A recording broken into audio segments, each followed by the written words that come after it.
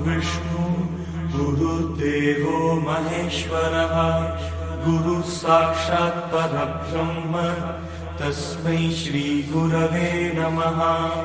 ॐ गणानां त्वा गणपतिं हवामहे कविं कवीनाम् उपमश्रवस्तमम् ज्येष्ठराजं ब्रह्मणां ब्रह्मणस्पत आनश्रण्वन्नोतिभिः